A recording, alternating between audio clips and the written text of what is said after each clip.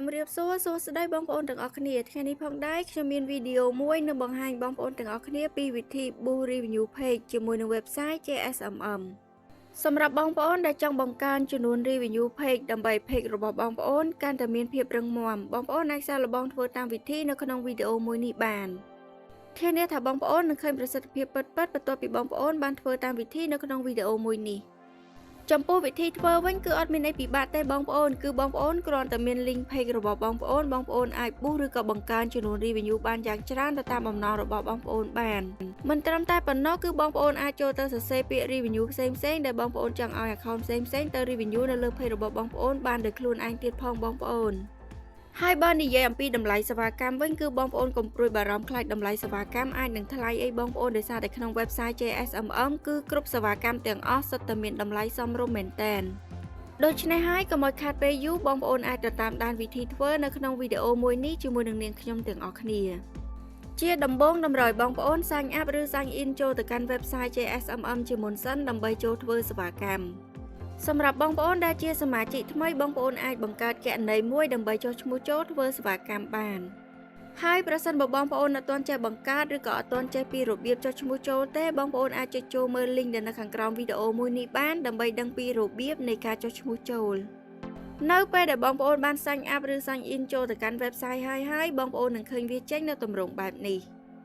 បន្ទាប់មកបងប្អូនឃើញមានពាក្យ Instagram Telegram នៅខាងក្រោមនឹងបងប្អូនអូសវាមកបងប្អូននឹងឃើញមានពាក្យថា Facebook បងប្អូនអាចចុចចូលទៅលើពាក្យថា Facebook នឹងបានហើយបន្ទាប់មកទៀតគឺបងប្អូនអាចអូសមកក្រោមបន្តិចហើយបងប្អូនចុចចូលទៅលើពាក្យថា Category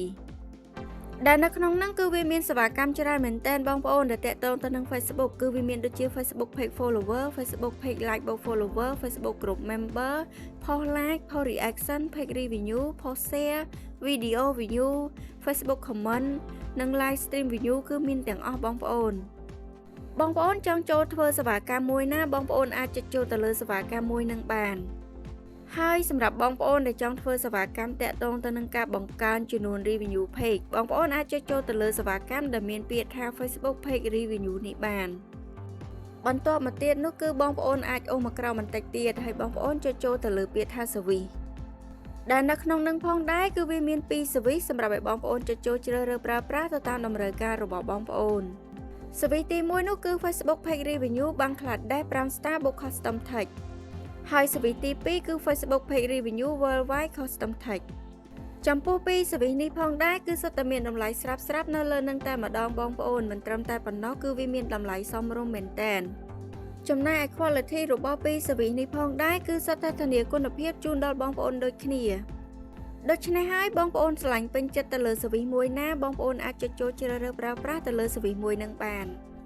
ជាឧទាហរណ៍ខ្ញុំជ្រើសរើសទៅលើ service ទី1គឺជា service ដែលនៅខាងលើគេបង្អស់ហ្នឹងគឺ Facebook page review បាំង Bangladesh 5 star បូក custom text នៅពេលដែលបងប្អូនបានចុចចូលជ្រើសរើស service រួចរាល់អស់ហើយបងប្អូនអូសមកក្រោមទៀតបងប្អូននឹងឃើញមានពាក្យ link នៅខាងក្រោម service ហ្នឹងដែលនៅត្រង់កន្លែង link នេះផងដែរគឺជាកន្លែងសំខាន់ជាងគេនៅក្នុងវីដេអូមួយនេះគឺតម្រូវបងប្អូនចូលទៅ copy link page របស់បងប្អូនចូលដើម្បីទាញយក link page របស់បងប្អូនបានបងប្អូនចូលទៅកាន់ page របស់បងប្អូនជាមុនសិនមកហើយនៅលើ page របស់បងប្អូននឹងឃើញមានចំណុចត្រី3តូចៗនៅត្រង់កន្លែងនេះបងប្អូនអាចចុចចូលទៅលើត្រី3តូចៗនឹងបានបន្ទាប់មកបងប្អូនអាចចុចចូលទៅលើពាក្យថា share profile នៅកន្លែងនេះក៏បានឬក៏បងប្អូនចុចចូលទៅលើពាក្យថា copy link នៅខាងក្រោមនេះតែម្ដងក៏បានបន្ទាប់ពីបងប្អូនបាន copy link page របស់បងប្អូនរួចរាល់អស់ហើយបងប្អូនអាចចូលទៅកាន់ website យើងវិញដើម្បីផាស link page របស់បងប្អូនចូលហើយបន្ទាប់ពីនឹងមកទៀតនោះគឺបងប្អូនអាចចូលទៅបំពេញចំនួន review ដែលបងប្អូនចង់ boost នៅខាងក្រោមនេះបានក៏ប៉ុន្តែបងប្អូនអត់អាចចូលទៅបំពេញចំនួន review នៅកន្លែង quantity នេះតែម្ដងបានទេបងប្អូនគឺបងប្អូនអាចចូលទៅសរសេរ comment ឬក៏សរសេរពាក្យ review ផ្សេងៗដែលបងប្អូនចង់ឲ្យ account ផ្សេងៗហ្នឹងទៅ review នៅលើ page របស់បងប្អូននៅកន្លែង column comment នេះបានដែលនៅក្នុងហ្នឹងគឺបងប្អូនអាចសរសេរបានយ៉ាងតិចចំនួន10 review ហើយយ៉ាងច្រើនរហូតដល់1លាន review ហើយនៅពេលដែលបងប្អូនសរសេរពាក្យ comment មួយបន្ទាត់ចំនួន1វានឹង load auto នៅកន្លែង quantity នេះតែម្ដងបងប្អូនឧទាហរណ៍ខ្ញុំសរសេរពាក្យ review ចូលឧទាហរណ៍ខ្ញុំសរសេរថា good page គឺដោយដែលបងប្អូនបានឃើញអញ្ចឹងគឺវានឹង load ចំនួន1 review នៅខាងលើនឹងឲ្យបងប្អូន auto ហើយប្រសិនបើបងប្អូនចង់សរសេរបន្តទៀតបងប្អូនគ្រាន់តែចុះបន្ទាត់មកហើយបងប្អូនអាចសរសេរតទៅទៀតបានបងប្អូនចង់ប៊ូសចំនួន review ប៉ុន្មានបងប្អូនអាចចូលទៅសរសេរពាក្យ review នៅកន្លែង comment ហ្នឹងទៅតាមចំនួនដែលបងប្អូនចង់ប៊ូសបានឧបមាថាខ្ញុំប៊ូសចំនួន10 review ដូច្នេះហើយខ្ញុំនឹងសរសេរពាក្យ review នៅកន្លែង comment ហ្នឹងឲ្យគ្រប់ចំនួន10ដូចគ្នាអធិស្ឋានផងបងប្អូនគឺខ្ញុំគ្រាន់តែសរសេរទៅទេដើម្បីធ្វើជាឧទាហរណ៍បង្ហាញដល់បងប្អូនហើយបន្ទាប់ពីបងប្អូនបានបំពេញចំនួន review រួចរាល់អស់ហើយបងប្អូនអូសមកក្រោមមកបងប្អូននឹងឃើញមានពាក្យឆាតដែលត្រង់កន្លែងឆាតនេះផងដែរគឺជាតម្លៃសេវាកម្មតម្លៃសេវាកម្មនេះទៀតសោតគឺវានឹងគិតឲ្យបងប្អូនអូតូទៅតាមចំនួន review ដែលបងប្អូនបានបំពេញនៅខាងលើជាឧទាហរណ៍ដូចខ្ញុំបានបំពេញត្រឹមចំនួន10 review អញ្ចឹងតម្លៃសេវាកម្មគឺស្មើនឹង 0.16 សេនក៏ប៉ុន្តែប្រសិនបើបងប្អូនបំពេញចំនួន review នៅខាងលើនឹងច្រើនជាងនេះបងប្អូននឹងឃើញតម្លៃសេវាកម្មនៅខាងក្រោមនឹងវាអាចនឹងកើនឡើងទៅតាមចំនួន review ដែលបងប្អូនបានបំពេញនឹងដូចគ្នា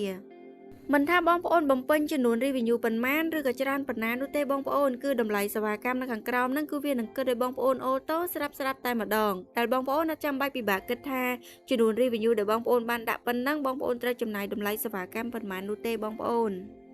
ចំណែកឯ description នៅខាងក្រោមនេះវាគឺជា description របស់ service ដែលបងប្អូនបានចុចចូលជ្រើសរើសនៅខាងលើបងប្អូនអាចចូលទៅអាន description នឹងបាន